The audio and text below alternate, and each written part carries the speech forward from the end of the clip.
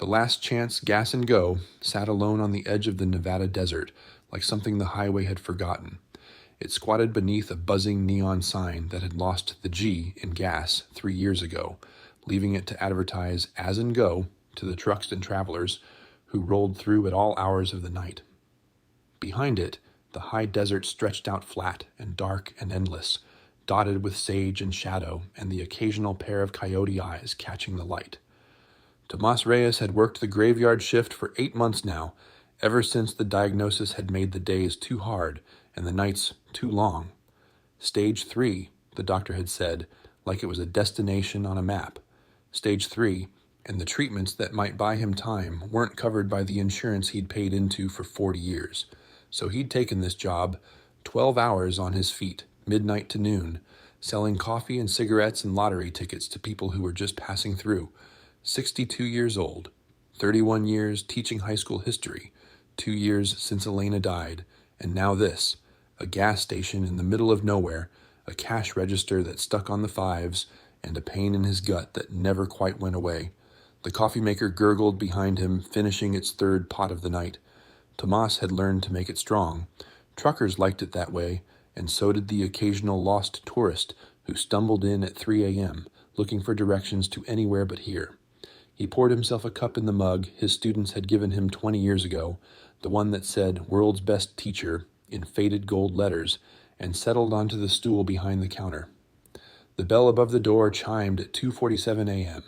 The man who walked in looked like he'd been assembled from spare parts of the desert itself.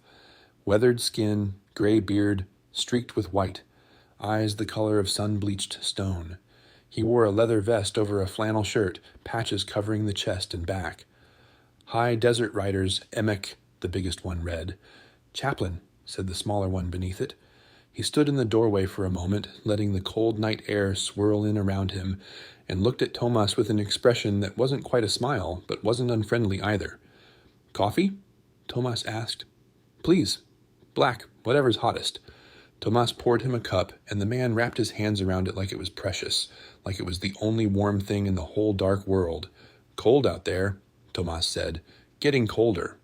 The man took a sip, closed his eyes, and let out a breath that might have been relief or prayer or both. "Been riding since Reno. Hands stopped feeling about an hour ago. Long way to go? Utah. Veterans Memorial Ride. We do it every year. Ride through the desert to lay wreaths at the cemetery in Salt Lake. Honor the ones who didn't make it home." He took another sip. "I'm Jim. People call me Preacher." "Tomas." He didn't offer a nickname. He'd never had one. Preacher studied him over the rim of the cup, and Tomas felt the weight of that gaze, not judging, not pitying, just seeing. The kind of look he used to get from Elena when she knew something was wrong, but was waiting for him to say it himself. "You look tired," Preacher said. "It's 3 a.m. Everyone looks tired at 3 a.m. "Not like that." Preacher set down his cup. "You look like you're carrying something heavy." Tomas didn't answer. He'd gotten good at not answering, at deflecting questions, changing subjects, steering conversations away from the territory he didn't want to visit. His children called every Sunday, and every Sunday he told them he was fine. His doctor asked how he was managing, and he said fine. The world asked, and he answered fine, fine, fine, until the word had lost all meaning. "It's a long shift," he said finally. "That's all." Preacher nodded, accepting the deflection. He finished his coffee in silence, then reached for his wallet. "How much?" Tomas looked at him, at the road dust on his vest, the weariness in his eyes, the way his hands were still trembling slightly from the cold. He thought about Elena, who used to say that kindness was the only currency that mattered. He thought about the jar of tips by the register, empty as always, and the stack of medical bills in his kitchen drawer, growing like a tumor of their own. "On the house," he said. Preacher's eyebrows rose. "You sure?" "I'm sure. You've got a long ride ahead, and it's cold." For a long moment, Preacher just looked at him. Then he reached into his vest pocket and pulled out a small book. A Bible, Tomas realized, worn soft with handling, the leather cover cracked and faded. He set it on the counter, opened it, and took out a photograph that had been pressed between the pages. "My son," he said. "Danny. He was 17 when this was taken." The photo showed a teenager with Preacher's eyes and a smile that hadn't learned yet about the world's sharp edges. He was wearing a football jersey, holding a trophy, looking at the camera like he had forever to figure out what came next. He died 8 years ago. Overdose.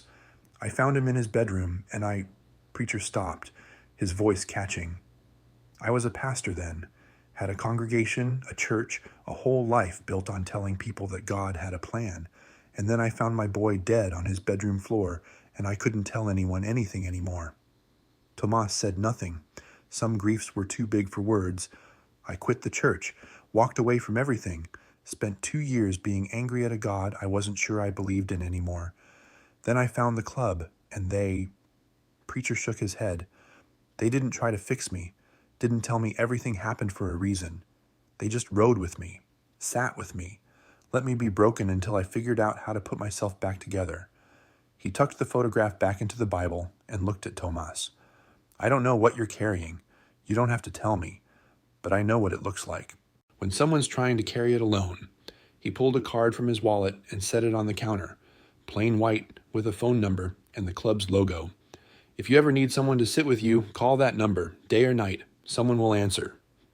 Tomas picked up the card, turned it over in his fingers. His hand was shaking, though he couldn't have said why. Thank you, he said. The words came out rougher than he intended. Preacher nodded, pocketed his Bible, and headed for the door. He paused with his hand on the handle, looking back over his shoulder. That coffee, he said. Best I've had in 100 miles. I won't forget it. The bell chimed as he left. Through the window, Tomas watched him mount his motorcycle, kick it to life, and pull out onto the empty highway. The taillight dwindled to a red speck, then disappeared into the dark. Tomas stood there for a long time, holding the card, watching the road. The coffee maker gurgled. The fluorescent lights buzzed. And somewhere in his chest, beneath the pain and the exhaustion and the fear he wouldn't name, something stirred that he hadn't felt in months. He didn't know what to call it. It felt almost like hope. The bell chimed again at 6:15. Not a customer this time, Victor Hess, the station owner, arriving early with his laptop bag and his permanent frown. Victor had bought the Last Chance 3 years ago, convinced he could turn it into something profitable. So far, all he'd managed to turn it into was a source of constant stress and a reason to snap at his employees. Tomas. Victor set his bag on the counter, not meeting his eyes. We need to talk. About what? Victor pulled out a folder, spread it open. Receipts, inventory reports, timesheets, numbers that told a story Tomas already knew. You've been giving away product, Victor said. Coffee, mostly. Sometimes sandwiches from the warmer. I've been tracking it for weeks. Tomas felt something cold settle in his stomach. It's coffee, Victor. Cents a cup. It adds up. You've given away over $200 worth of product in the last 3 months. That's theft. It's kindness to people who are cold, who are tired, who need... It's theft. Victor's voice was flat. And with your attendance record lately, the missed shifts, the times you've had to leave early... He shook his head. I'm sorry, Tomas. I have to let you go. The words landed like a punch. Tomas gripped the edge of the counter, his knuckles going white.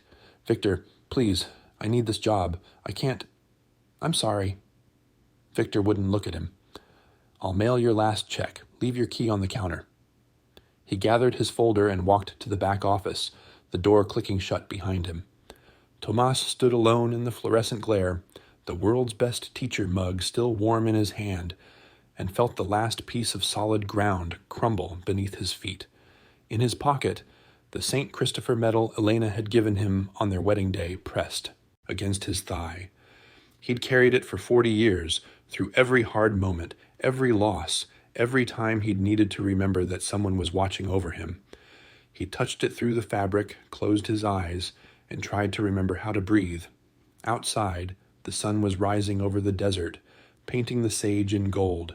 Somewhere out there, a man named Preacher was riding toward Utah, carrying his son's photograph and a memory of coffee given freely in the cold. And Tomas stood in the Last Chance Gas and Go, holding a card with a phone number he'd never call, and wondered if this was what rock bottom felt like, or if there was still further to fall.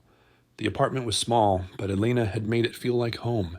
She'd hung curtains she'd sewn herself, planted herbs in the window boxes, filled the shelves with photographs and candles and the small sacred objects of a life well lived. When she died, Tomas hadn't been able to change any of it. He'd left the curtains, the herbs gone dry and brown, the photographs watching him from every wall. Now he sat at the kitchen table with the medical bills spread out before him like a losing hand of cards. The numbers blurred together. $40,200 for the last round of tests, $1,800 for the specialist consultation, $12,000 for the treatment they said might slow the progression. Might. No guarantees. Nothing covered by the insurance he'd lost when he'd retired from teaching. The phone rang. He'd let it go to voicemail, the way he'd been doing for days. "Dad, it's Rosa. You haven't called back. Miguel and I are worried. Please, just let us know you're okay. We can help. We want to help. Just call me, please." His daughter's voice broke on the last word. Tomas stared at the phone, at the flashing light that meant she'd left another message, and felt the familiar weight of shame settle on his shoulders. Rosa had her own family, her own bills, 2 kids in college, and a husband whose construction business had barely survived the last recession. Miguel was in the same boat. Good job, good life, but nothing to spare for a father who'd spent his savings on his wife's cancer treatment and then gotten sick himself. He couldn't ask them, wouldn't ask them. He'd spent his whole life taking care of other people, his students, his wife, his children. He didn't know how to be the one who needed taking care of. The St. Christopher medal sat on the table beside the bills, catching the light from the window. Elena had pressed it into his hand on their wedding day, her eyes bright with tears. "For protection," she'd said. "So you always come home to me." He'd come home to her every day for 38 years. And then she'd been the one who didn't come home, and he'd been left holding a medal that couldn't protect either of them from the things that really mattered. He picked it up, turned it over in his fingers. The medal was worn smooth from years of handling, the saint's face almost featureless now. He thought about preacher, about the photograph of Danny pressed between the pages of a Bible, about the way grief could hollow you out and leave you walking around like a shell of yourself. If you ever need someone to sit with you, call that number, day or night. The card was still in his pocket. He hadn't thrown it away, though he couldn't have said why. He took it out now and set it on the table next to the bills, next to the medal, next to the cold cup of coffee he'd made 3 hours ago and forgotten to drink. He didn't call. Instead, he put on his jacket and drove to the community center where they held the job fair every Tuesday. He stood in line with people half his age, filled out applications on a tablet he barely knew how to use, smiled at interviewers who looked at his resume and saw a 62-year-old man with a gap in his employment history and no relevant experience. "We're looking for someone with retail background," one of them said, not unkindly. "I ran a classroom for 31 years, Tomas said. "I can handle a cash register." "It's not the same thing." "No, it's not." He drove home in the flat afternoon light, the desert stretching out brown and endless on either side of the highway. He thought about the last chance, about Victor's folder full of receipts, about $200 worth of coffee given away to strangers who needed it. He didn't regret it. That was the strange thing. Even now, even broke and sick and unemployed, he didn't regret a single cup. The apartment was dark when he got back. He'd forgotten to pay the electric bill. Not forgotten exactly, but prioritized the rent instead, bought himself another month of shelter at the cost of light and heat. He sat in the growing shadows and watched the sun sink behind the mountains, painting the sky in shades of orange and red that Elena would have loved. His phone buzzed, a text this time from Rosa. "Dad, I talked to Miguel. We're coming out this weekend. Don't argue. We love you." He stared at the message for a long time. Then he typed back, "I'm fine. Don't waste the money on flights. I'll call you Sunday." He didn't send it. He just looked at the words, at the lie they contained, and felt something crack inside him.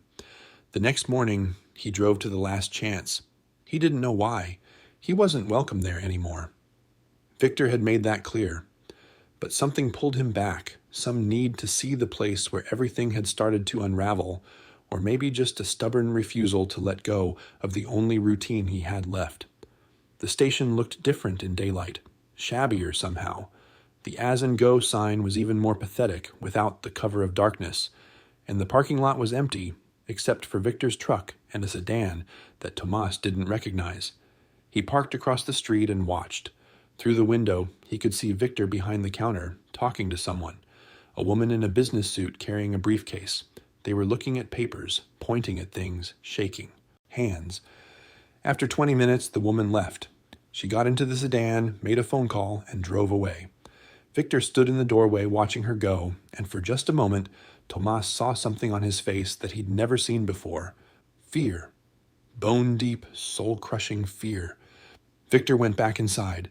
Tomas sat in his car, turning the St. Christopher medal over in his fingers, and thought about what he'd just seen. That evening, he went to the diner where the last chance employees sometimes gathered after shifts.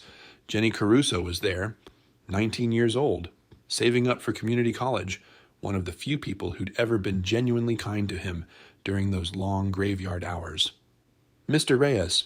She looked surprised to see him. "I heard Victor let you go. That's so messed up. Everyone loved you." "What's happening at the station, Jenny?" Her face fell. "You didn't hear. Victor's selling. Some company from California wants to tear it down, put up one of those big truck stops with the chain restaurants and the showers. Everybody's getting laid off at the end of the month." "Everybody?" "The whole staff. 23 people. Victor says there's nothing he can do. He's underwater on the loan, and this is the only offer he's gotten." She stirred her coffee, not meeting his eyes. "I don't know what I'm going to do. My mom's sick, and I'm the only one bringing in money right now. If I lose this job..." She didn't finish. She didn't have to. Tomas drove home with the weight of 23 leaves added to the weight he was already carrying. He thought about Victor's face in the doorway, the fear, the desperation, the look of a man who'd built something and was watching it crumble. He thought about Jenny, about her sick mother, about all the people who depended on a shabby little gas station in the middle of nowhere. He thought about Preacher, somewhere in Utah by now, laying wreaths on the graves of soldiers who'd never made it home. "If you ever need someone to sit with you..." He took out the card, looked at the number, looked at the phone. His hands were shaking, from the medication, from the fear, from something else he couldn't name. He'd spent his whole life being the one who helped, the one who gave, the one who never asked for anything in return. But he'd also spent his whole life teaching students that asking for help wasn't weakness. That community mattered, that no one made it through alone. He dialed the number. It rang twice, 3 times. Then a voice answered. Not Preacher's, but similar. Calm, steady, like someone who was used to getting calls in the middle of the night. "Hi, Desert Riders. This is Mac. What do you need?" Tomas closed his eyes. The St. Christopher medal was warm in his palm, worn smooth by 40 years of holding on. "My name is Tomas Reyes," he said. "I gave a man named Preacher a cup of coffee a few nights ago, and I think I need help." There was a pause on the other end, then, "Yeah, Preacher told us about you. Hold tight, brother. We're coming." The line went dead. Tomas sat in the dark, the phone still pressed to his ear, and waited for whatever came next. They came at noon the next day, not the army Tomas had half expected, but 3 men on motorcycles who pulled into his apartment complex and parked beneath the dying palm tree, like they belonged there. Preacher was in front, his gray beard catching the desert sun. Behind him were 2 others, a heavy-set man with tattoos covering both arms, and a younger rider with a military bearing and eyes that had seen things they didn't talk about.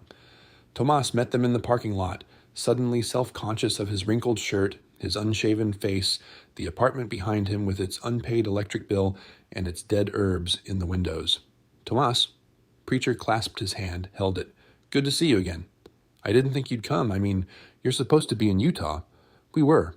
Finished the memorial yesterday, started riding back, got the call from Mac last night." Preacher's eyes moved over Tomas's face, reading something there. "You look worse than you did at the gas station, and that's saying something." "It's been a hard week. Tell us about it." They sat in Tomas's apartment, the 3 bikers arranged around the small living room like they'd done this 100 times before. Tomas made coffee. It was all he had to offer, and told them everything. The diagnosis, the bills, Elena's death, and the savings he'd burned through trying to save her. The teaching career he'd walked away from when he couldn't stand in front of a classroom anymore without breaking. The gas station job, the firing, the 23 people about to lose their livelihoods when Victor sold to the California developers.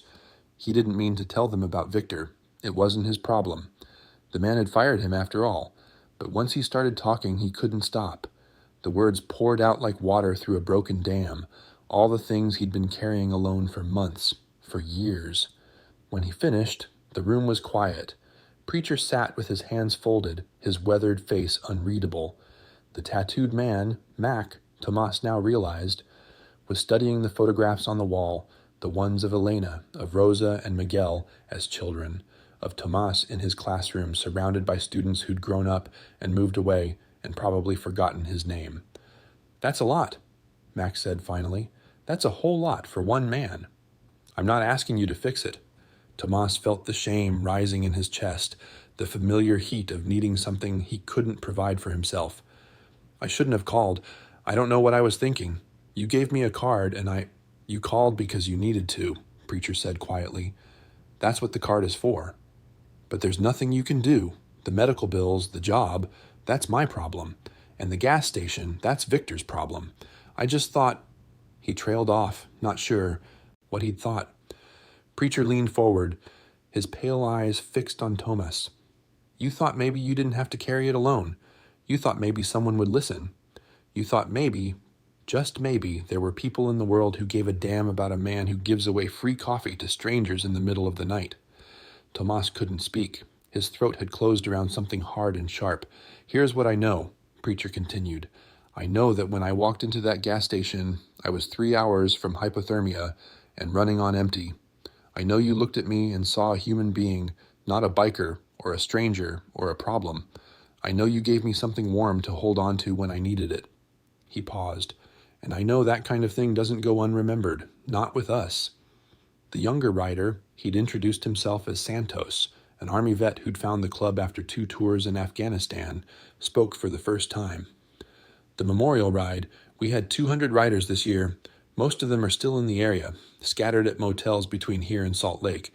If we put out the call, for what?" Tomas shook his head. "What can 200 bikers do about cancer? About a gas station that's already been sold?" "Has it been sold?" Mac asked. "Or is it being sold?" Tomas thought about what Jenny had told him. "End of the month," she'd said. "Everybody's getting laid off at the end of the month. It's not final yet. Victor's underwater on the loan, and this is the only offer he's gotten." "Only offer from who?" "Some development company from California. They want to tear it down, build one of those big corporate truck stops." Mac and Santos exchanged a look. Preacher was nodding slowly, like pieces were falling into place in his mind. "Tell me about Victor," Preacher said. "What kind of man is he?" Tomas hesitated. He wanted to say Victor was a villain. Cold, heartless, the kind of man who fires a 62-year-old cancer patient for giving away coffee. But that wasn't the whole truth. "He's scared," Tomas said finally. "He bought that station thinking he could make something of it, and it's been bleeding money ever since. He's got a family, wife, 2 kids. I've seen pictures on his desk. He's not cruel. He's just drowning, same as everyone else. So he's not selling because he wants to.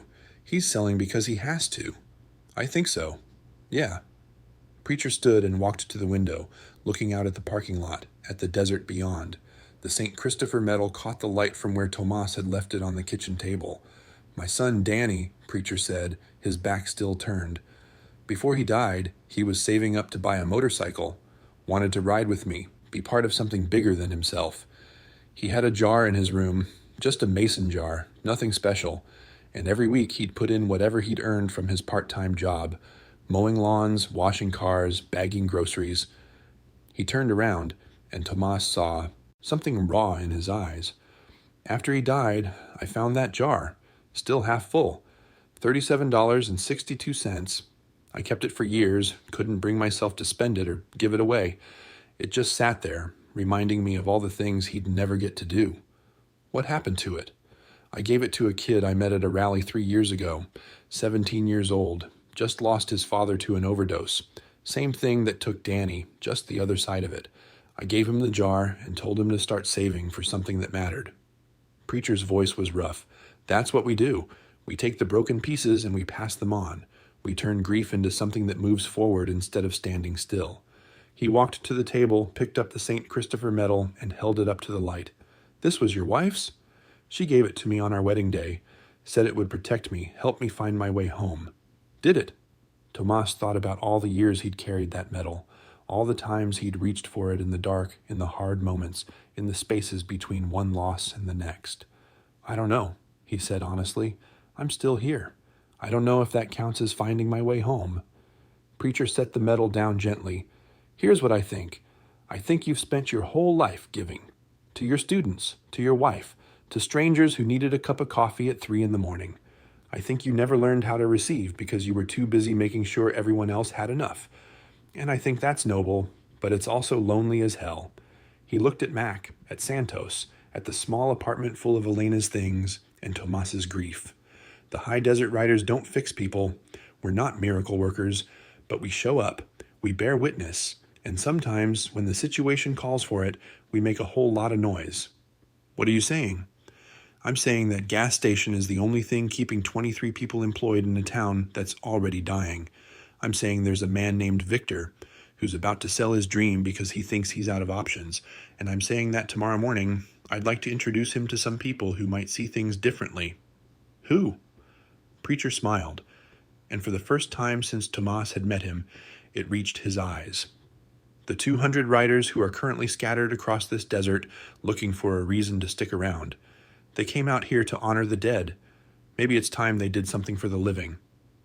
He pulled out his phone, dialed a number, and put it on speaker. A voice answered on the second ring. "Preacher, what's up? Rally point, tomorrow, 6 a.m. The last chance gas and go off Highway 93. Full turnout. Tell everyone." "Everyone? That's... Preacher, that's 200 bikes." "I know what it is."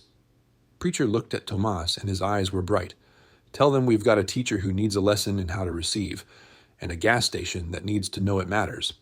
He hung up. The desert.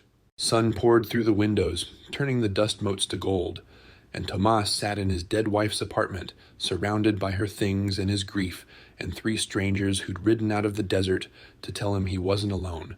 The St. Christopher medal glinted on the table. Tomas picked it up, closed his fingers around it, and felt, for the first time in months, like maybe he'd finally found his way to something that looked like home. The sun hadn't cleared the mountains when the first motorcycles appeared on Highway 93. They came out of the east like a slow rolling thunder, headlights cutting through the pre-dawn gray, engines rumbling in a harmony that shook the desert floor. By the time the sky turned pink, there were 50 of them in the Last Chance parking lot. By the time it turned gold, there were 100. By 7 o'clock, the lot was full, and they were spilling onto the highway shoulder, 200 machines and their riders arranged in loose formation around a gas station that had never seen this much business in its entire existence. Tomas stood at the edge of the crowd, watching it happen. He'd ridden over with Preacher, perched on the back of the older man's bike like a passenger in his own rescue. The St. Christopher medal hung around his neck now. Preacher had suggested it, said it seemed right that he wear it today. The medal was warm against his chest, steady as a heartbeat. Victor's truck was in its usual spot, but Victor himself was nowhere to be seen. The lights inside the station were on, and through the window, Thomas could see Jenny behind the counter, her face a study in confusion and dawning wonder as more and more bikes pulled in. "Someone should talk to him," Santos said, nodding toward the station, "before he calls the cops." "He won't call the cops," Preacher said. "Not yet. He's scared, not stupid. He knows something's happening and he wants to know what before he reacts. So who talks to him?" Preacher looked at Tomas. The question hung in the air between them. "Me?" Tomas shook his head. "He fired me. He's not going to want to hear anything I have to say." "Maybe not, but you're the one who knows him. You're the one who saw his face when that developer came by. You're the one who understood he was drowning, not just greedy." Preacher put a hand on Tomas's shoulder. "Sometimes the person who's been hurt is the only one who can offer forgiveness. It's a gift, Tomas, the hardest kind to give." Tomas looked at the gas station, the flickering sign, the cracked asphalt, the sad little building that had been his refuge for 8 months. He thought about Victor's folder full of receipts, about the word theft hanging in the air between them. He thought about 23 jobs in a town that was already dying, and a man who'd built something and was watching it crumble. "Okay," he said. "Okay, I'll try." He walked across the parking lot, weaving between motorcycles and riders who nodded at him like he belonged. The bell above the door chimed when he pushed inside.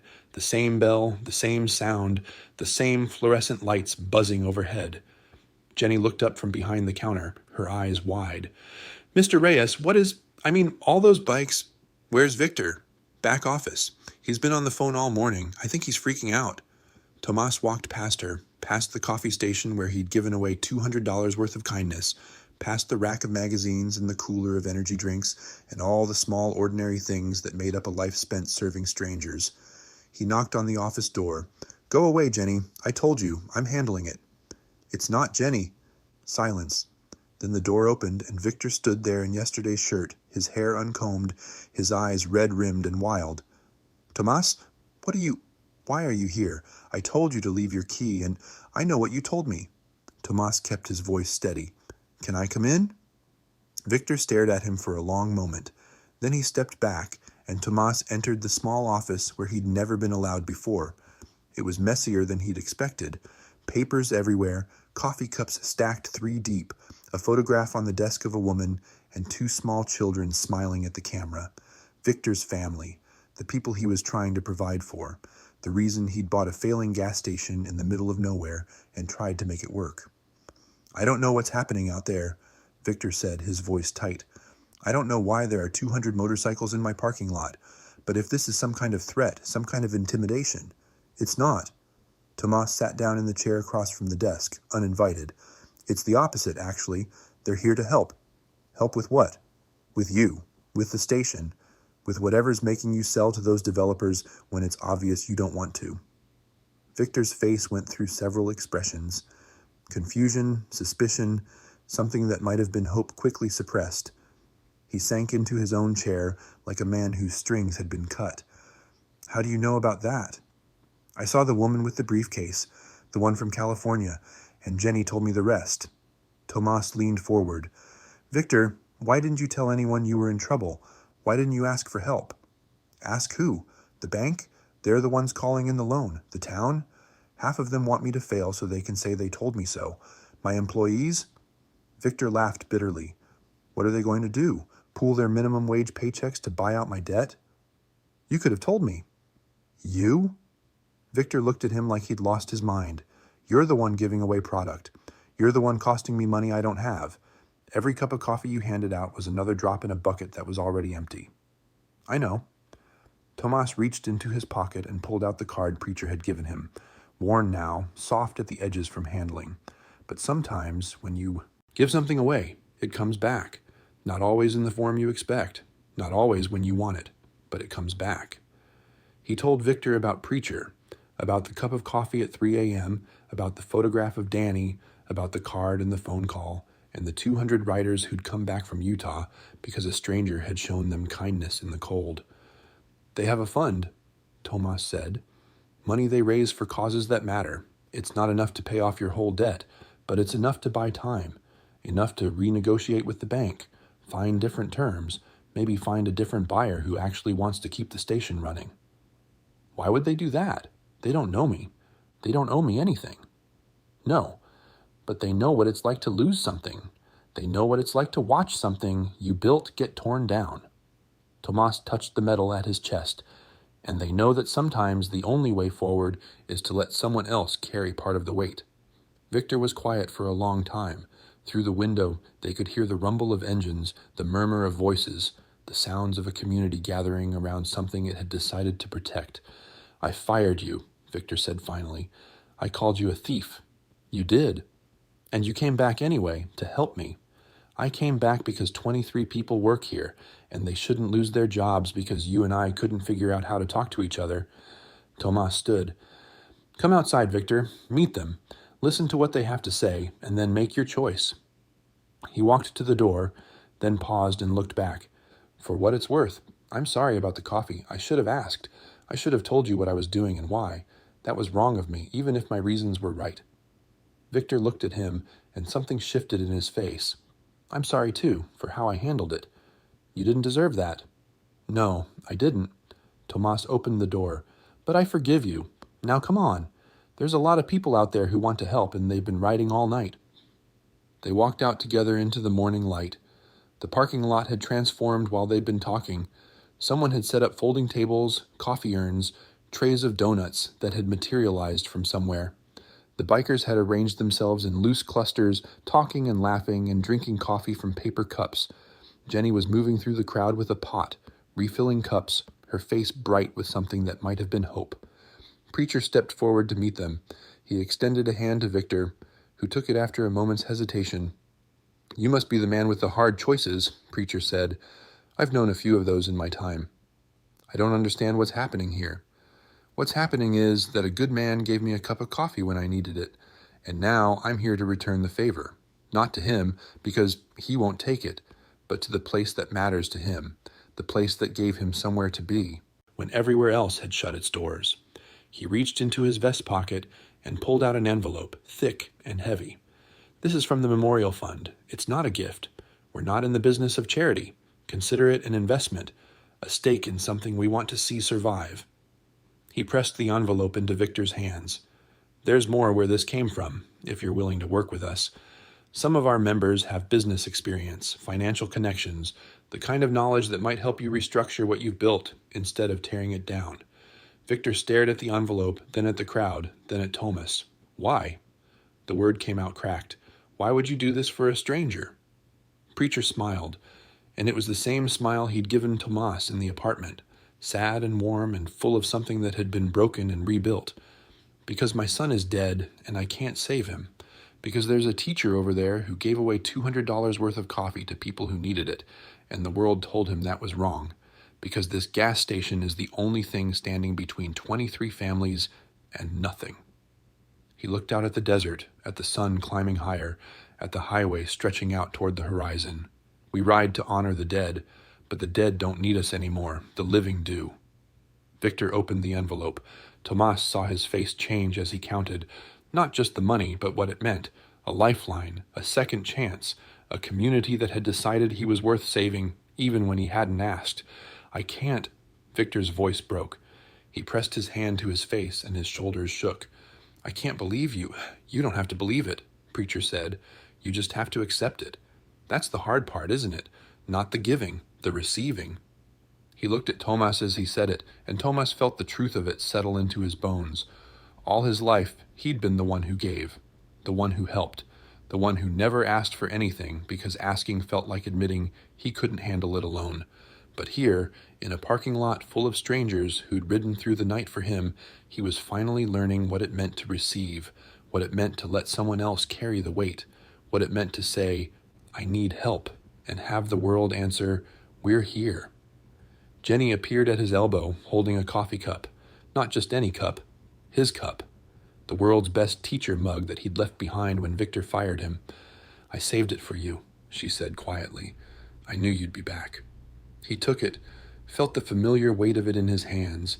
The gold letters were almost gone now, faded by years of use, but he could still read them if he looked closely. World's best teacher. Maybe that was still true. Maybe the classroom had just gotten bigger. He raised the mug to his lips and drank, and the coffee was hot and strong and tasted like something very close to hope. 6 months later, the Last Chance Gas and Go had a new sign. Someone from the club, a retired contractor named Dutch, who'd spent 30 years building things before he started writing, had fabricated it himself. Steel frame, proper lighting, all the letters intact. Last Chance. Gas and Go, it read, and beneath that, in smaller letters, "Coffee's on us for veterans and first responders." Victor had argued about that part, said they couldn't afford to give away product, not after everything they'd been through. But Tomas had reminded him about the $200 worth of coffee that had brought 200 riders to his door, and Victor had gone quiet for a while, and the next morning he'd signed off on the sign. The station looked different now. Fresh paint on the walls, new pumps, an expanded seating area where truckers could sit and drink their coffee instead of taking it to go. The California developers had backed off when word got out about what had happened. Something about bad publicity, about not wanting to be the company that crushed a community that had rallied together. Victor had found a local investor instead, a woman named Patricia Chen, who owned 3 other stations across the county and saw something worth saving in a shabby little building on Highway 93. She'd kept all 23 employees, even hired 2 more. Tomas worked the day shift now, his choice, not Victor's requirement. The nights were harder on his body, and his body had enough to deal with. The cancer hadn't disappeared. That wasn't how this kind of story ended. But Rosa had found a clinical trial in Phoenix, and Miguel had helped him navigate the paperwork, and the treatments were covered now. He drove down every 3 weeks, stayed with Rosa and her family, let his grandchildren climb into his lap and ask him questions about the desert and the motorcycles and the friends who came to visit on their big, loud bikes. He'd learned to let them help. That was the hardest part. Harder than the treatments, harder than the bad days when the pain made it difficult to stand. Learning to say yes when Rosa offered to drive him to appointments. Learning to accept the money Miguel pressed into his hand, saying it was nothing, saying it was what family did. Learning to sit in the passenger seat of his own life and trust that someone else could steer for a while. The high desert riders came through every few months whenever their routes brought them near. They'd pull into the lot, 20 or 30 bikes at a time, and Tomas would have the coffee ready before they'd even cut their engines. Preacher always sat in the same spot, the booth by the window where he could watch the highway and the desert and the sun doing its slow dance across the sky. They'd talk about Danny sometimes, about the jar of savings, about the butterfly garden Preacher's ex-wife had planted in their son's memory, about the scholarship fund the club had started in his name. It didn't make the grief go away. Nothing made grief go away, but it gave it somewhere to live, somewhere it could grow into something other than pain. "You know what I figured out?" Preacher said one afternoon, his coffee cooling in front of him. "About Danny, about all of it." "What's that?" "The opposite of grief isn't happiness. It's not forgetting or moving on or any of that garbage people tell you when they don't know what else to say." He looked out the window at the desert, stretching out endless and golden. The opposite of grief is showing up, doing the next thing, pouring a cup of coffee for someone who needs it and trusting that it matters, even when you can't see how. Tomas thought about that. He thought about Elena, about the St. Christopher medal that still hung around his neck, about the 40 years they'd had together and the empty space she'd left behind. He thought about his students, scattered across the country now, living lives he'd never see. He thought about Jenny, who'd started community college last month with help from a scholarship Victor had quietly arranged. "I think you might be right," he said. "Don't tell anyone. Ruins my reputation." They sat in comfortable silence, watching the trucks roll by on the highway. The coffee maker gurgled behind the counter. The news sign hummed overhead. And somewhere out there, on roads that stretched from here to everywhere, people were riding toward something, running from something, looking for a place to stop and rest and be seen. The bell above the door chimed. A young woman walked in, road dust on her boots, a weariness in her eyes that Tomas recognized. She looked around the station like she wasn't sure she belonged there, like she was calculating whether she could afford whatever small comfort this place might offer. Tomas was already pouring before she reached the counter. "Long drive?" he asked. "Yeah." Her voice was rough, scraped thin by something she wasn't saying. "I'm just passing through. Headed to California. Starting over, I guess." "Starting over's hard. Tell me about it." He set the coffee in front of her. She reached for her wallet, and he shook his head. "On the house. You look like you could use it." She stared at him, and something flickered across her face. Surprise, confusion, the first crack in whatever wall she'd built around herself. "Why would you do that?" Tomas smiled. The world's best teacher mug sat on the shelf behind him, right where Jenny had placed it 6 months ago. The St. Christopher medal was warm against his chest, and through the window he could see Preacher watching him with something like pride. "Because someone did it for me once," he said, "and it changed everything." He slid a card across the counter, the same card Preacher had given him, worn soft now, the edges rounded by months of being held. The young woman looked at it, turned it over, read the phone number on the back. "If you ever need someone to sit with you," Tomas said, "day or night, someone will answer." She tucked the card into her pocket, wrapped her hands around the warm cup, and took a long, slow sip. Outside, the desert shimmered in the afternoon heat, and the highway stretched out toward the horizon, and the world kept turning the way it always had, full of strangers waiting to become something more. The bell chimed again. Another customer, another story, another cup of coffee, poured with hands that had learned, finally, that giving and receiving were just two sides of the same coin. Tomas picked up the pot and got back to work. If this story moved you, subscribe so you never miss one. And tell us in the comments, who showed you kindness when you needed it most?